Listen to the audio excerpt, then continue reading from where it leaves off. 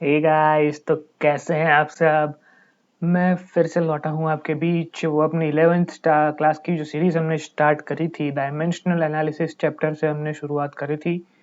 Standard 11th chapter number 2 से हमने शुरुआत करी थी पढ़ाई की। तो अभी लॉकडाउन के सफ़र में हमें पढ़ाई तो करते ही रहना है। तो 2.0 लॉकडाउन चालू हो चुका है और ये डायमेंशनल एनालिसिस का 2.0 वीडियो भी आपके बीच में आ चुका है।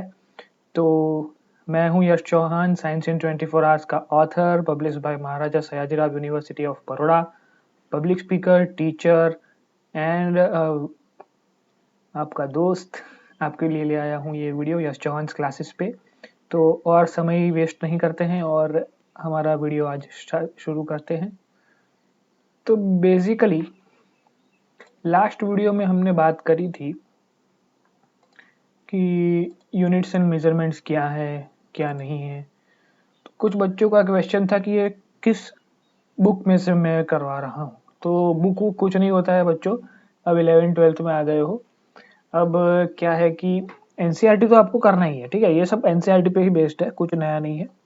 पर बेसिकली क्या है कि अब सीबीएसई, आईसीएसई सब कुछ एक ही बुक है। आप चैप्टर का नाम शायद अलग हो सकता है, लेकिन कंटेंट आपको सेम ही मिलेगा, ठीक है। तो हम क्या करेंगे, पहले तो फील्ड नॉलेज लेंगे फिजिक्स का, फिर उसकी फील लेंगे, फिर third most important thing is practice करेंगे, ठीक है। तो जेडब्ल्यू और नीट का भी हम प्रैक्टिस करेंगे, मतलब लास्ट ईयर्स क्वेश्चन वगैरह हम सॉल्व करेंगे। तो आज का जो टॉपिक है वो है principle of homogeneity. Last lecture में हमने जो सीखा था वो यूनिट्स एंड मेजरमेंट्स का डायमेंशनल एनालिसिस का टॉपिक मैंने स्टार्ट किया था। कि यूनिट्स एंड मेजरमेंट्स में से मैंने यूनिट का थोड़ा बहुत आपको समझाया था कि फंडामेंटल यूनिट्स क्या होते हैं, डिराइव्ड यूनिट्स क्या होते हैं। अगर वीडियो नहीं देखा है तो मैं डिस्क्रिप्शन में उसका भी लिंक डाल दूंगा। पढ़ाई शुरू कर दीजिए, अप्रैल महीना स्टार्ट हो चुका है। अगर जो लोग जी नीट की प्रिपरेशन कर रहे हैं उनके लिए वीडियो बहुत इंपॉर्टेंट है, और 12th वाले बच्चे देख रहे हैं तो उनके लिए मैंने नीट 2020 का एनालिसिस डाला है स्ट्रेटेजी का, वो देख ले, ठीक है। तब प्रिंसिपल ऑफ होमोजेनिटी पे आते हैं। अब प्रिंसिपल ऑफ होमोजेनिटी, होमोजीनियस मतलब क्या। कुछ कुछ नए नए वर्ड्स आएंगे 11th-12th में आपके पास, लेकिन आपको सब समझने पड़ेंगे। होमोजीनियस मतलब कि एक जैसा ही, मतलब कि सेम टू सेम। अगर मैं कहूं आपको कि किसी दो यूनिट का मुझे एडिशन करवाना है, या किसी भी दो फिजिकल क्वांटिटी का मुझे सब्ट्रैक्शन एडिशन करवाना है, तो क्या हो सकता है। अगर मैं बोलूं कि आपने मार्केट में जाकर के 2 kg कुछ कोई चीज खरीदी, यानी कि आप सब्जी लेने गए और 2 kg आपने टमाटर खरीदे और 2 kg आपने आलू खरीदे। अगर मैं आपको टोटल वेट पूछूंगा तो क्या आप 2+2 करके मुझे 4 kg बता पाओगे। क्लियर है। लेकिन इसी के साथ आपने माजा की बोतल ले ली 1 लीटर की।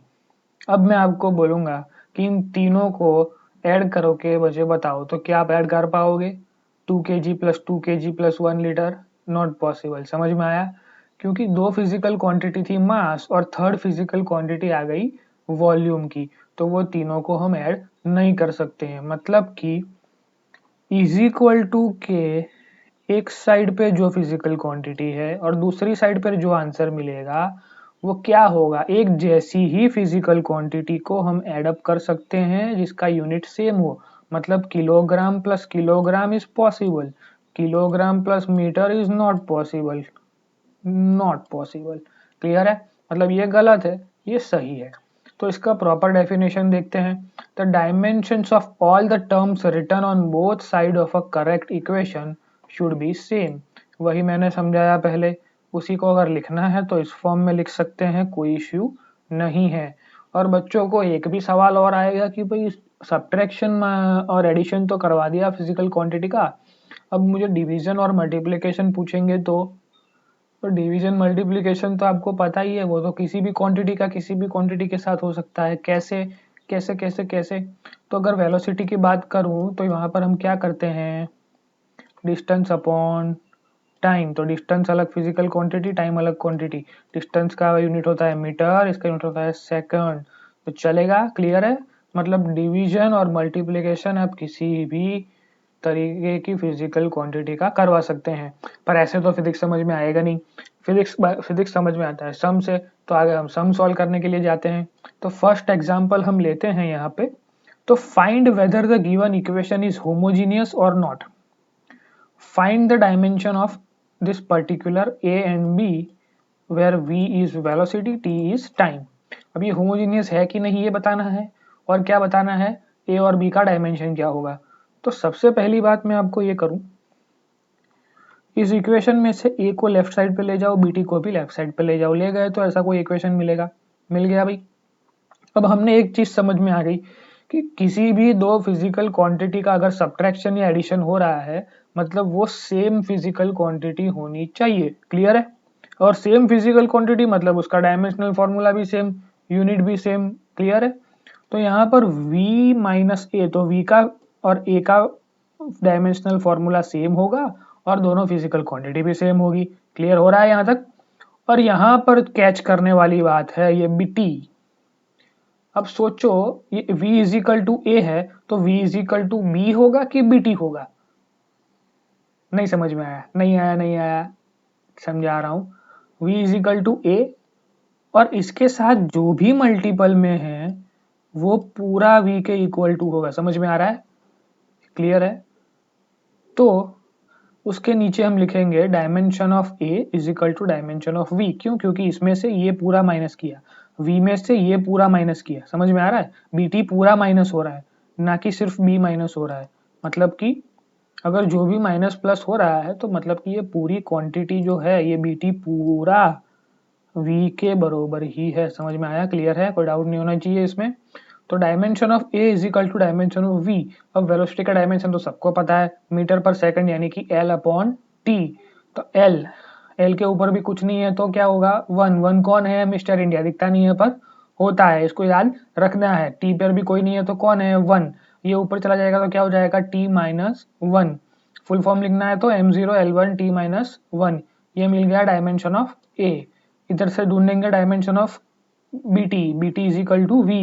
तो bt is equal to v लिखेंगे तो bt is equal to l by T. अब ये t चला जाएगा नीचे तो मल्टीपल होके इसका पावर 1 इसका पावर 1, मल्टीप्लिकेशन में पावर का एडिशन, तो t2, और ऊपर l तो पड़ा हुआ है। अब t2 ऊपर चला जाएगा तो l t माइनस 2, तो m0 l1 t माइनस 2। ये मिल गया अपने को b का। समझ में आ रहा है? कोई इश्यू नहीं होना चाहिए इधर। अब दूसरा एक और सम देख लेते हैं। Mu is equal to A plus B upon lambda square. तो यहाँ पे हमको म्यू बताया हुआ है रिफ्रैक्टिव इंडेक्स, लैम्डा बताया हुआ है वेवलेंथ।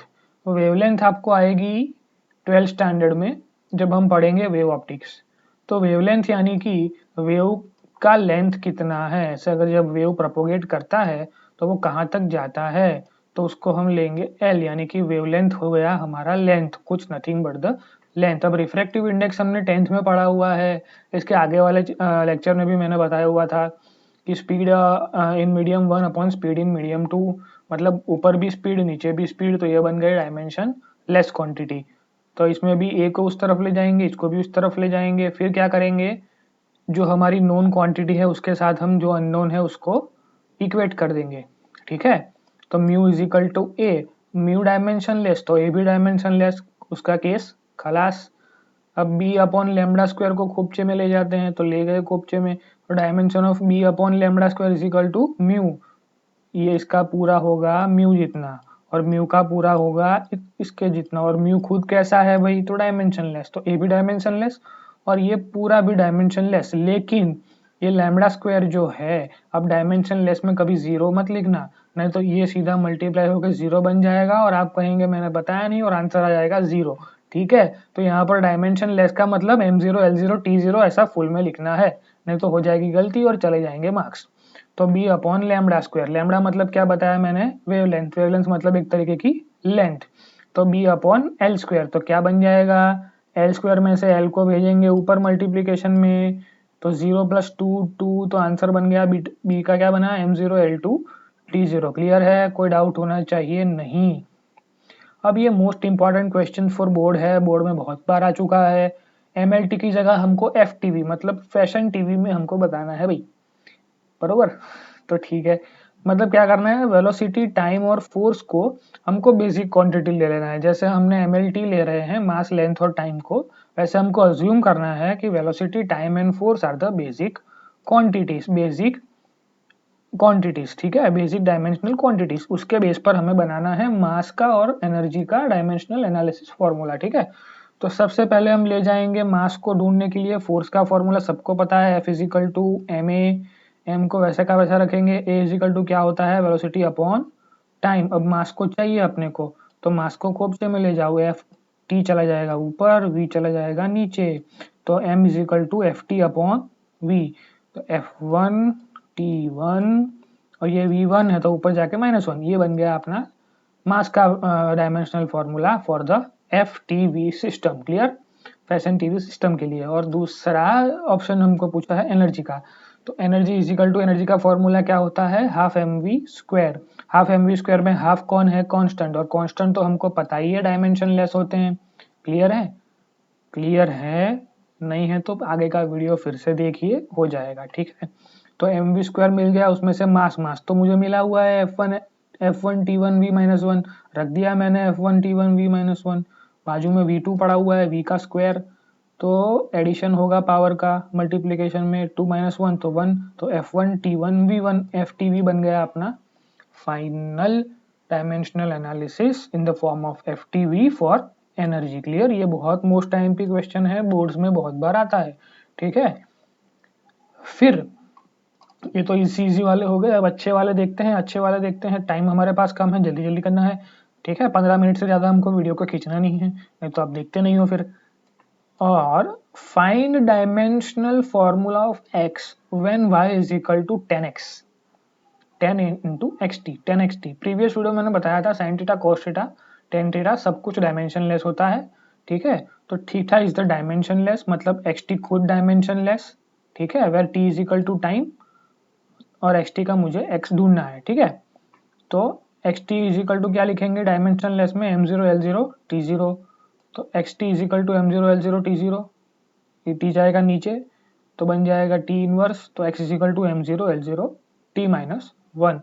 क्लियर, इतना हार्ड है लेकिन इतना हार्ड कुछ होता नहीं है, सब कुछ इजी है। फिर फिफ्थ क्वेश्चन के पास चले जाएंगे। अब ये पावर वाला केस ले लिया है मैंने, एक मैंने 10 वाला ले लिया। आप कहेंगे सर ने इजी करवाया, अच्छे वाले तो करवाए ही नहीं, तो अच्छे वाले ले लेते हैं, एक 10 वाला ले लिया, एक पावर वाला ले लिया, ठीक है। अगले वाले वीडियो में मैं जीनीट लेवल के कुछ क्वेश्चंस ले लूंगा, फिर उसके अगले वाले वीडियो में हम प्रॉपर प्रीवियस ईयर्स के क्वेश्चन लेंगे JEE और नीट के, और फिर डायमेंशनल एनालिसिस को बोल देंगे टाटा बाय बाय और चलेंगे एरर एनालिसिस पे, ठीक है। और एरर एनालिसिस खत्म होने के बाद हम इस चैप्टर को ही बोल देंगे टाटा बाय बाय और काइनेमेटिक्स मैकेनिक्स में चालू हो जाएंगे, ठीक है। तो फिफ्थ क्वेश्चन हमारा है P is equal to A raise to R square X, A raise to R square X. अब इसमें भी कैच क्या है पूछा क्या है, R is the radius, A और P वेरिएबल है, और हमको पूछा है x का डायमेंशन। तो हमको ये चीज याद रखनी है कि ऑलवेज, हमेशा, power has no dimension at all, power का कोई डायमेंशन होता नहीं है।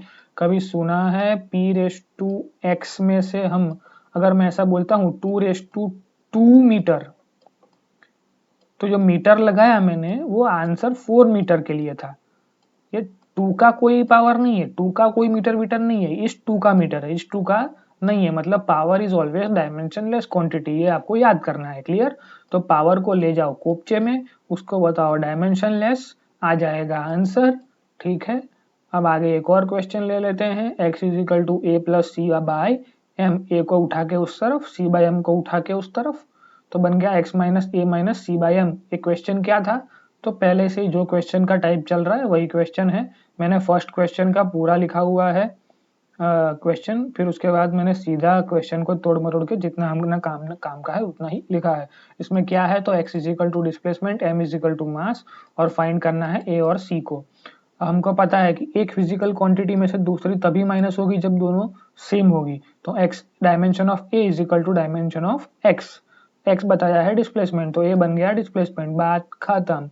c by m is equal to x, c by m का डायमेंशन सेम x के साथ, तो x का l, c का ढूंढने जाएंगे तो m1 l1 t0, खत्म, m चला जाएगा उस तरफ, तो आंसर आया m1 l1 t0। तो आज के वीडियो में बस इतना ही दोस्तों, ये मैंने थोड़े बहुत क्वेश्चंस करवाए प्रिंसिपल ऑफ होमोजेनिटी के, इतनी प्रैक्टिस काफ़ी नहीं है, मुझे भी पता है, तो इसके आगे के लेक्चर में मैं आपके लिए लेके आऊँगा थोड़े और अच्छे वाले क्वेश्चंस जेईई नीट के प्रैक्टिस के लिए, ठीक है? तो आज के लिए बस इतना ही। इस वीडियो को पूरा देखिएगा, समझिएगा और नहीं समझ में आया तो इसका पहले का वीडियो भी फिर से देख लीजिएगा। Thank you, that's it from my side for today. और आगे और भी ऐसे वीडियो आते रहेंगे तो चैनल को लाइक करें, सब्सक्राइब करें और शेयर करें ताकि आप जैसे बच्चे इन सारे वीडियोस को फ्री ऑफ कॉस्ट एंजॉय कर सके, ठीक है? तो इस लॉकडाउन में आप भी पढ़िए और दूसरों को भी पढ़ने का मौका दीजिए। Thank you so much. मेरा नाम है यश चौहान, आप सब जान ही गए होंगे। Please like, share, comment and subscribe to this video and this channel, Yash Chauhan's Classes. Thank you. Best of luck for your future.